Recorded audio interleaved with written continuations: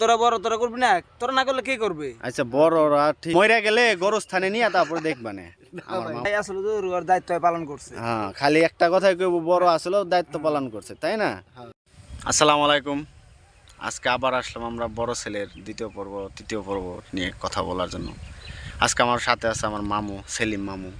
সে আজকে তার নিজের বাস্তব অভিজ্ঞতা তুলে ধরবে আমাদের কাছে। সে বাড়ির বড় ছেলে। আজকে তার কি অবস্থা, টুকটাক কিছু কথা বলবে সবার সামনে। দেখি কি বলে আমার মামু। মামু আসসালামু আলাইকুম। আসসালাম। ভালো আছেন? আসলে মামু কি বলবো জীবন নিয়ে, বড় ছেলের আসলে বাড়ির বড় গাদা হয়। একটা বাস্তব কথা। কাজ কাম সবার দিকে চাহিদা, সবার মনের শখ পূরণ করতে করতে তাদের জীবনে কিছুই থাকে না। একদম সত্য। দেখো আমি বিদেশ গেছি, কাজ কাম করে না, বোন দুটাকে বিয়ে সাথে দিছি, ছোট ভাই একটা কারিয়ানি মাদ্রাসা পড়ছে, কারিয়ানি পড়ে নাই, 17-12 বন্ধু পড়ে বাদ দিয়ে দিছে, লাভ ম্যারেজ করে ফেলছে। ওর জীবনে একটা অঘটন ঘটে গেছে। তো দেখো মামু, সবাই যা যার মতন সেটেল হয়ে গেছে। একটা ঢাকা থাকে, ও ওর মতন লাইফ সেটেল, বাবা মাকে দিলে দেয়, না দিলে নাই। আর ছোটগুলা যদি কোনো অন্যায় করে তা বলে ওরা তো ছোট, ওরা তো ছোট, ওরা কিছু বোঝে না, ওরা বুঝে না, মানে ওদের কোনো কিছু বলাও যায় না মামু, কিচ্ছু করা যায় না। আর আমরা মনে কর কোনো কিছু করলে যে তোরা তো বড়, তোদের দায়িত্ব আছে, তোদের সব কিছু, তোরা বড় তোরা করবি না, তোরা না করলে কে করবে? আচ্ছা বড়রা ঠিক আছে, বড়রা করবো, মানলাম বড়রা করবো।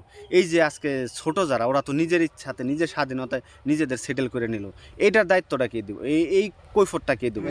আজকে আজকে এই যে বড় ভাই ওর জীবনটা শেষ করলো, আজকে প্রায় 40 বছরের কাছাকাছি, বিয়ে শাদী করে নাই, বাচ্চা কাচ্চা নাই, কিন্তু এর যে ছোট ভাই বেড়াদার, এরা তো বিয়ে শাদী করে সংসার করে ফেলাইছে, নিজেদের সংসার বানাইছে, বাচ্চা কাচ্চা হয়ে গেছে।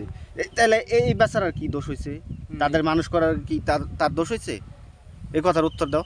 তুমি দোস্ত কইলা যে বড়রা করে, ঠিক আছে বড়রা করলো, তাহলে ছোটরা কই দেখলো বলো? দেখবো সময় দেখবো। মইরা গেলে গরুস্থানে নিয়ে তারপরে দেখবানে আমার মামুরা। বুঝো নাই তুমি যে কথা কও, মইরা গেলে গরুস্থানে নিয়ে দেখবানে, নাকি মামু? হ্যাঁ, কও। আজকে মরলে একদিন দুদিন কানবো, বাস শেষ, পরের দিন আর শেষ। ভাই আসলে তো ওর দায়িত্ব পালন করছে। হ্যাঁ, খালি একটা কথাই কইব, বড় আসলে দায়িত্ব পালন করছে, তাই না?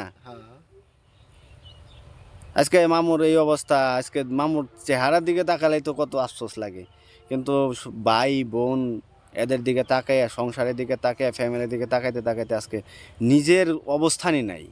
নিজের আসলে মামু নিজের চিন্তা করি না কখনো, এখনো করি না, যেটা সত্যি কথা মামু। কারণ আমরা পারি না ওদের মতো হইতে, কারণ ছোটদের আমরা মতো চিন্তা করি হইতে যে পারি না। আমার একটু কথার কারণে যদি আমার বাবা মা কষ্ট পায়। এইটাই হলো বড় কথা। বড় সবসময় চিন্তা করে যেন ছোট আমাদের কথার কারণে যেন বড় বাবা মা যেন কখনো কষ্ট না পায়।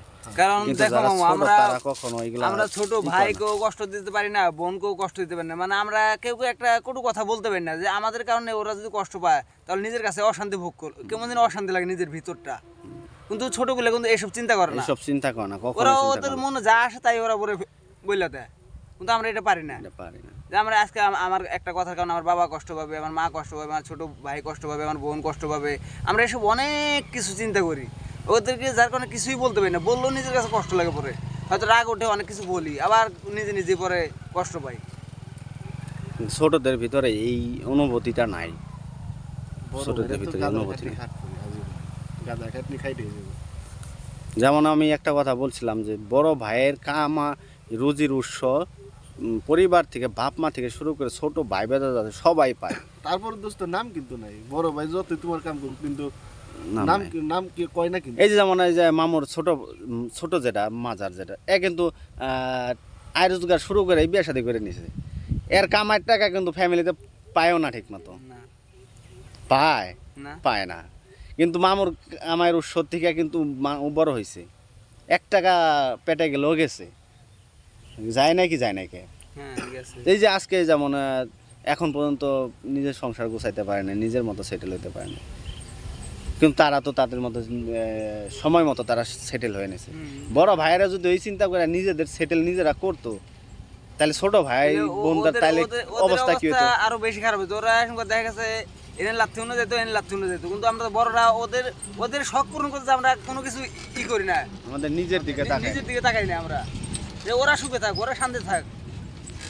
আসলে বড়দের কষ্ট আসলে সত্যি কেউ বুঝে না, না পরিবার বুঝে, না ভাই বোন, কেউ বুঝে না। একমাত্র যারাই যে আমাদের মতো বড় আছে তারাই বুঝবো, তারা জীবন আসলে কি হারাইছে আর কি করছে। আর দর্শক আপনারা আছেন, আপনারা বলতে পারবেন আসলে এই বড় যারা ফ্যামিলির বড় তারা কি পরিমাণ পরিশ্রম করে। যাই হোক বন্ধুরা, আবার সামনে আরেকটা ভিডিও নিয়ে আসবো ইনশাল্লাহ। ভালো থাকবেন সবাই, খোদা হাফেজ। আসসালামু আলাইকুম।